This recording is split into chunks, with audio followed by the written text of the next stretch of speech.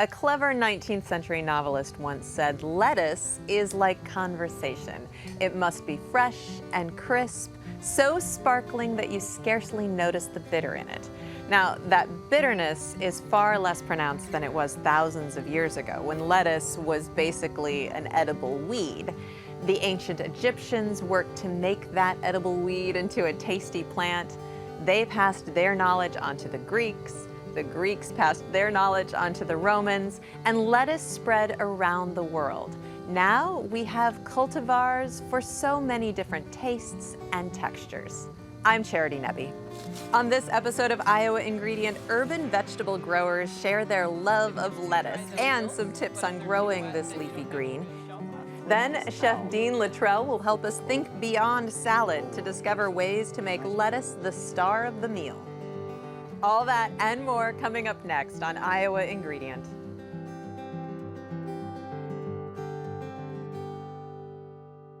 Funding for Iowa Ingredient is provided by the W.T. and Edna M. Dahl Trust, Chef Lisa Laval of Trellis Cafe and the River Center, and Chef Michael Laval of the Des Moines Embassy Club. For more than 100 years, the Des Moines Embassy Club has provided a place to dine, celebrate, and do business, located in downtown Des Moines and in West Des Moines. And Friends, the Iowa PBS Foundation. We're going to just put that on the side. And just add some more cantaloupe flavor to...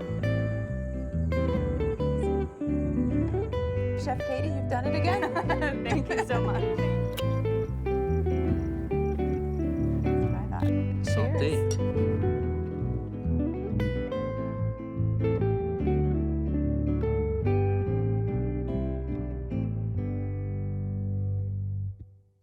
Lettuce is 95% water. That explains why it doesn't freeze, pickle, or dry very well. But don't let all that water fool you. Lettuce still carries with it important vitamins and minerals. Americans eat about 30 pounds of lettuce each every year.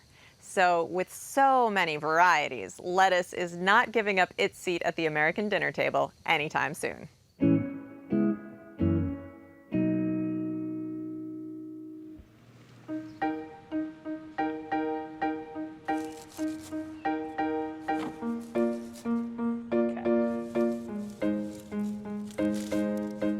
So the general nature of lettuce is it likes colder weather. So in Iowa, lettuce is ideal in what I call the shoulder seasons, so spring and fall.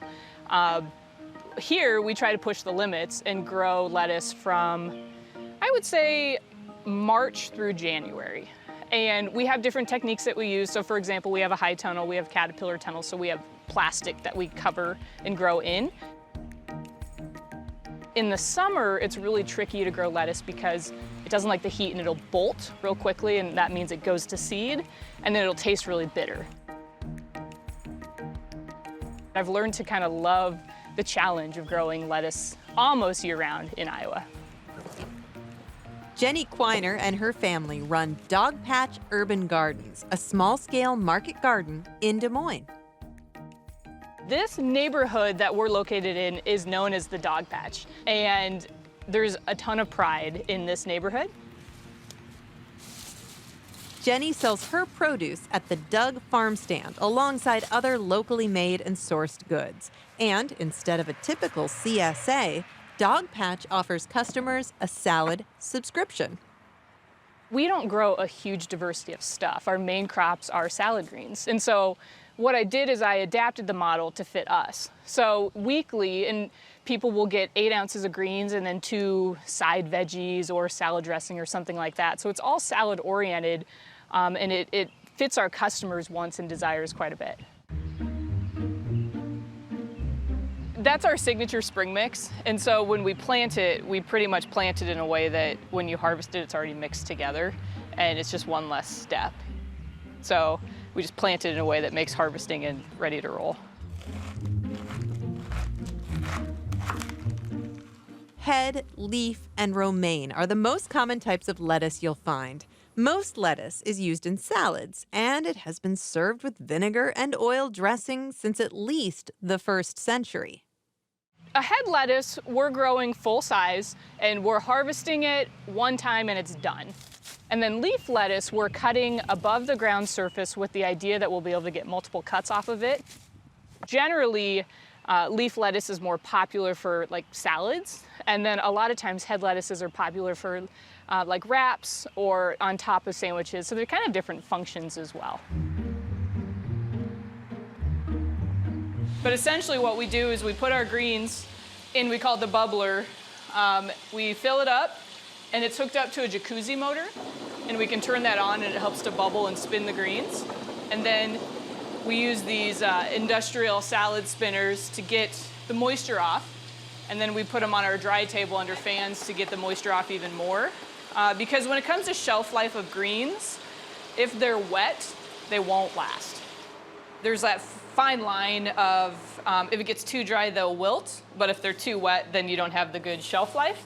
So they should have like a little crisp and a little bit of water, but not so much. Fill in the bag. One thing I think is very eye-opening is the amount of food that we can grow on a small amount of land. So on our main plot, we're at about 1/4 of an acre, and last year we grew roughly 7,000 pounds of food. And it's pretty astonishing how much food you can really grow on a small amount of land. And we grow very intensively. So if we had acres upon acres, we'd have different grow systems, but because we're so small, like if you look at our plots, everything's jam-packed, and we're very specific about what we grow and how we grow it. We're feeding our customers healthy, organically grown food. We're building our land through regenerative and sustainable agriculture, and we're making the community stronger. Those all inspire me and make me feel proud of what we're doing here.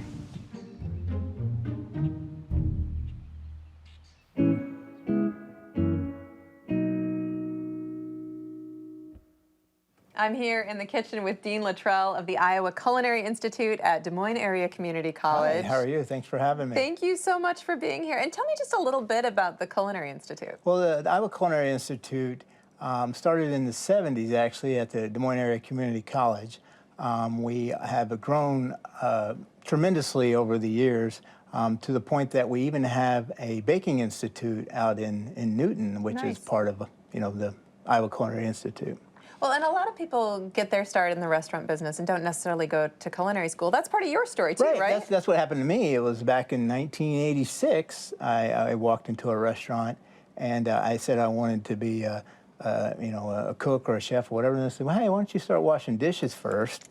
And then, over the years, I've just worked my way up. And so at one point, I even owned my own restaurant. But now I love teaching. Teaching is what I love to do, and at the Iowa Culinary Institute. So you did go to culinary school Right. later on. What changed for you because of culinary school? I was trained, in restaurants, but I didn't really have the culinary background. I didn't really know why things happened. I just know I need to put this ingredient and this ingredient. I could read recipes, but I didn't know why things happened. So I went late in life and got a culinary degree, and I was a non-traditional student. And when I graduated, I went over to France, and then I did a little training over in France, did an internship over there, and then I came back, and then I started teaching.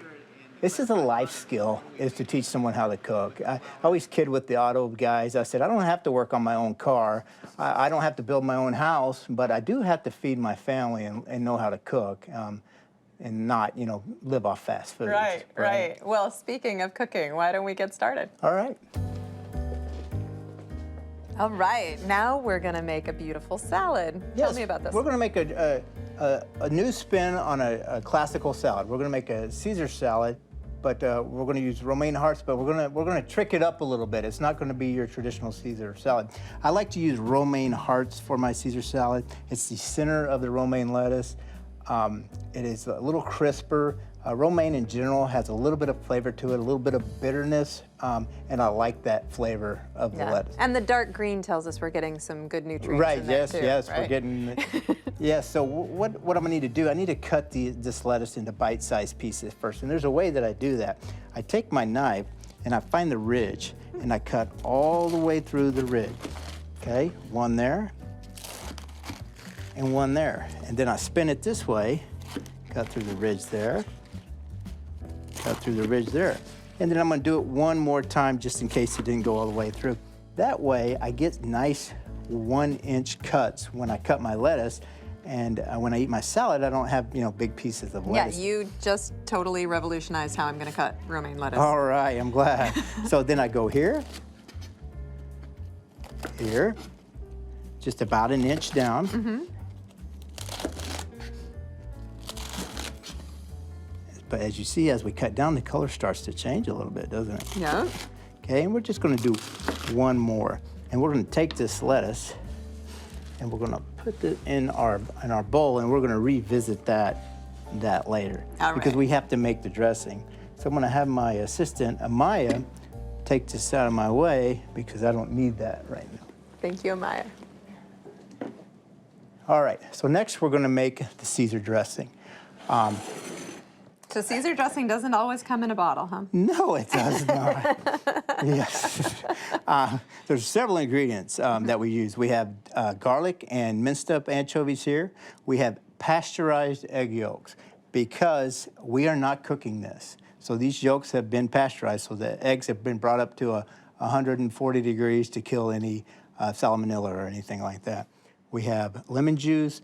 We have some Creole type mustard. We have some olive oil, some vegetable oil, and Parmesan cheese. So the first thing we're going to do, we mixed up our egg yolks, so we're going to put those in our bowl. And we have our lemon juice. And we're going to give that a quick whisk to make sure it's incorporated. Then we're going to add our mustard. So give that a quick whisk. Anchovy garlic paste. Think you can help me? Sure. All right. So we're going to take that olive oil and we are going to slowly drizzle it in. All right. If it goes in too fast, our dressing's going to break. Okay, so tell me when. Yeah, you go ahead, and I'll just whisk. Yeah, perfect.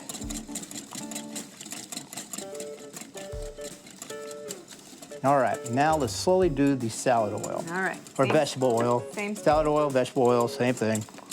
Okay, very slow. All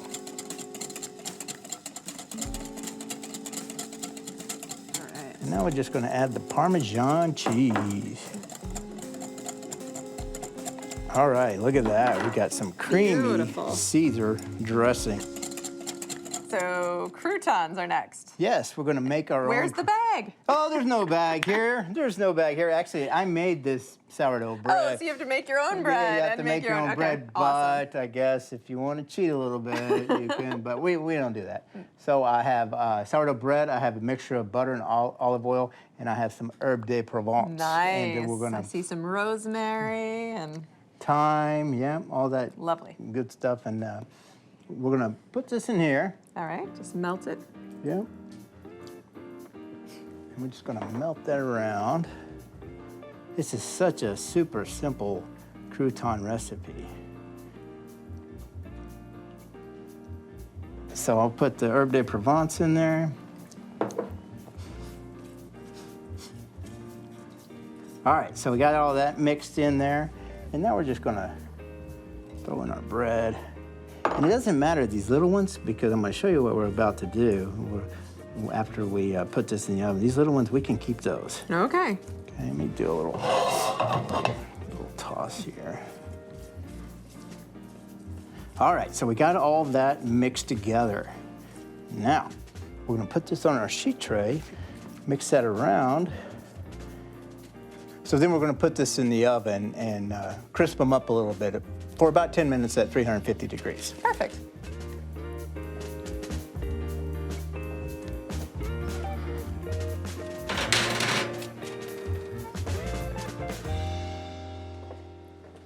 All right, while the croutons are baking, we're gonna make something else. It's not enough that you've made your own dressing and your own croutons. You're gonna make the dishes too? Right, yeah, that's right. We're gonna make the dishes. We're gonna make a Parmesan cheese tuile or cheese crisp, and we're gonna form it into a bowl. So it will actually This is such a good idea. This will actually be the receptacle for our salad. So it's much like if you've ever had a taco salad, why can't you have a Caesar salad with Love an edible it. bowl? Love it. So what we have here is freshly grated Parmesan cheese. You have to use fresh grated cheese. You cannot use pre-grated cheese Okay, in why? a bag because there's other stuff in there that keeps it from sticking. Okay. And you want this to stick.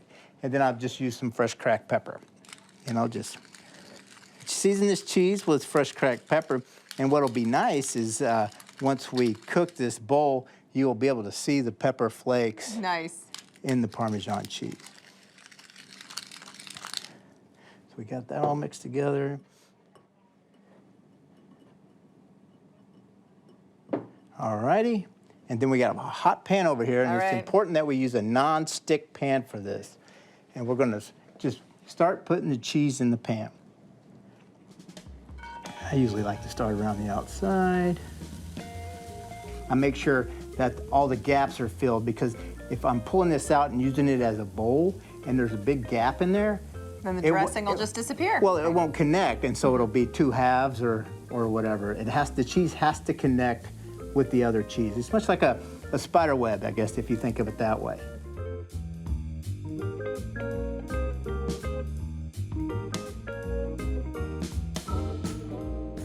So see how it's starting to brown up there? And what I want to do, I want this actually to be the inside. So when I flip this out, I'm gonna flip it over onto this bowl over here so the nice brown part, crispy part's on the outside. Nice.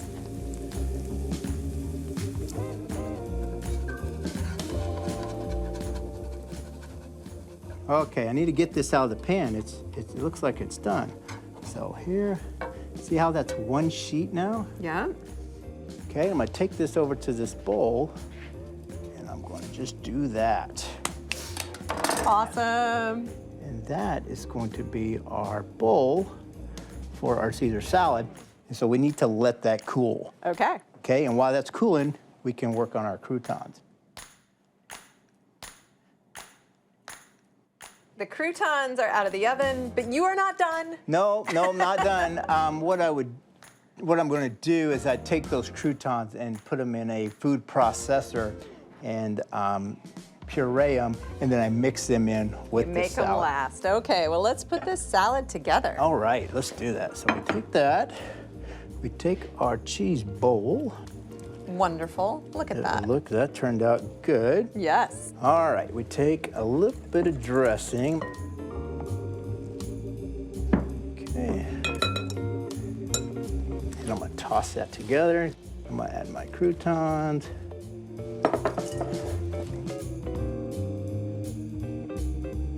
Then I'm gonna add some tomatoes on top.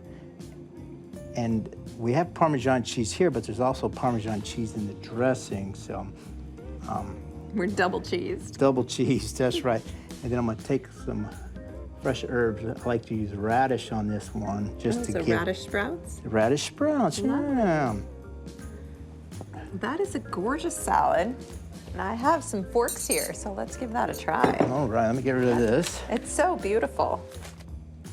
All right, I'm gonna break off a little bit of the bowl too, because I All want to right. have that with my Have that bite. extra cheesiness. You betcha. If I can get a bite. Oh my goodness. The cheesy bowl really sets it off, but there is crunch in every bite, and it's so tangy. That is delicious. Well, thank you, thank you. All right, now we've got another salad using even more kinds of lettuce. Yes, we're using 3 kinds of lettuce here. We have a butterhead lettuce, and this is going to be a little milder type lettuce flavor. We have a romaine, and then we have our traditional iceberg lettuce. We're going to do an Asian style salad. These are all mild lettuces again, so we're going to, spice it up a little Nice. bit with our sauce. First thing we're going to do is we're going to cut up some of this lettuce. Move those away. And I'm going to turn it this way. I'm going to cut it again this way. So all the lettuce is uniform. And then I will take my romaine. Okay, and this butterhead. So what I do here is I kind of just do a little fold like that. Do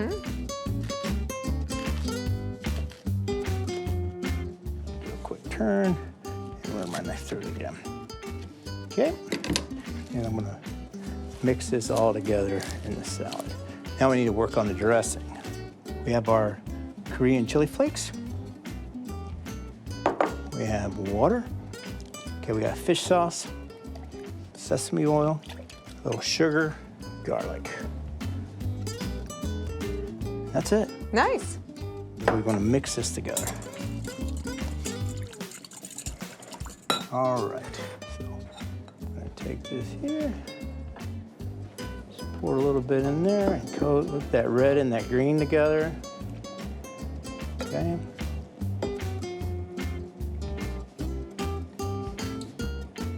And we'll take a little bit of these onions and we're gonna mix those in there. We gotta have a little more color in this salad, right? Mm-hmm. I'm gonna take a little of these noodles and I'm just gonna sprinkle them on top. Wonderful. Let's give that a try. All right, I can't wait. Yeah, I'm excited.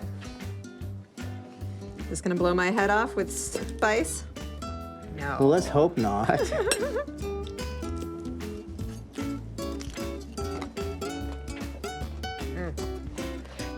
Just the right amount of spice. That it's a little bit of a kick and totally delicious. Good. Dean, thank you so much. Thank you.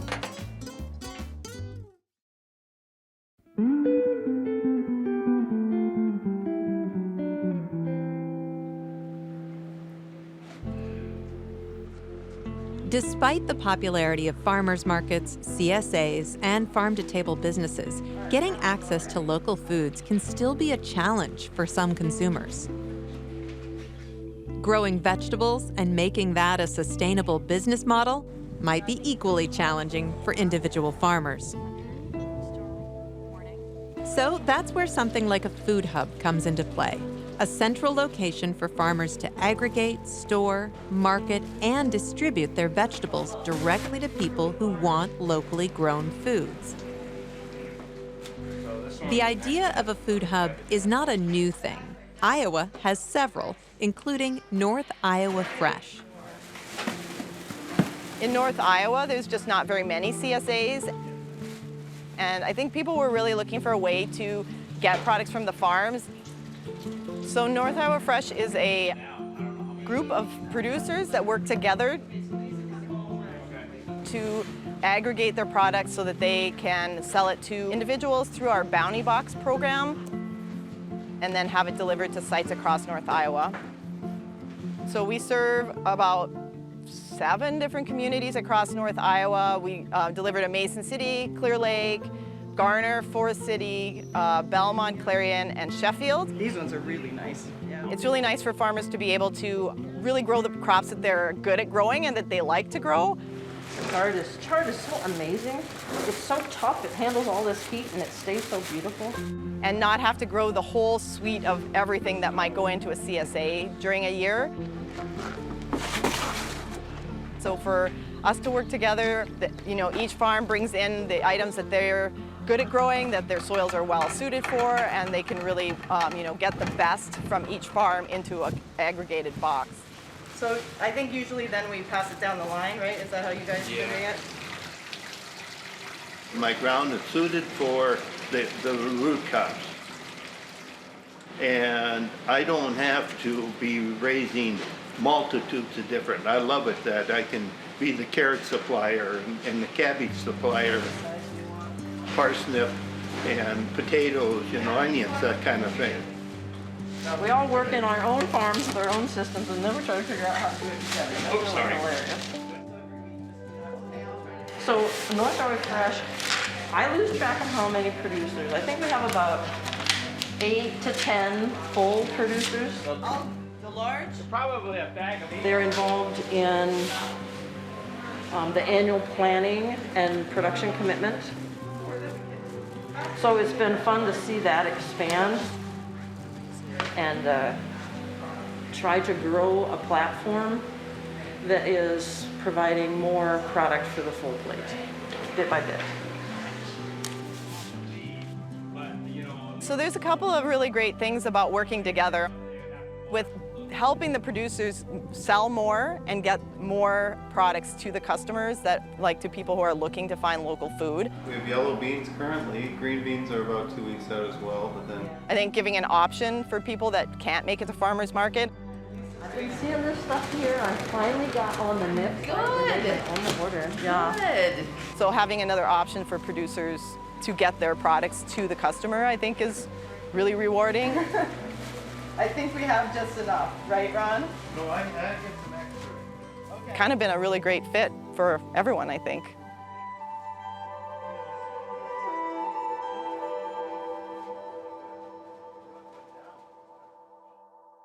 That's it for this week's show. I'm Charity Nebbe. Thank you for spending some time with us as we explore Iowa's culture through food. See you next time for another episode of Iowa Ingredient.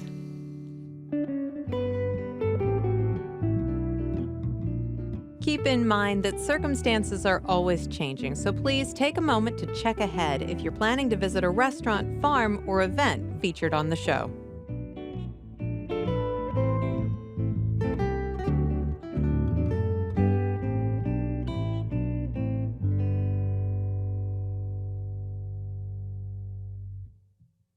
Funding for Iowa Ingredient is provided by the W.T. and Edna M. Dahl Trust, Chef Lisa Laval of Trellis Cafe and the River Center, and Chef Michael Laval of the Des Moines Embassy Club.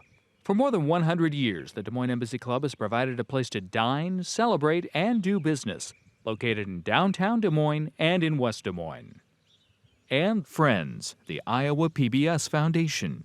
Generations of family and friends who feel passionate about the programs they watch on Iowa PBS.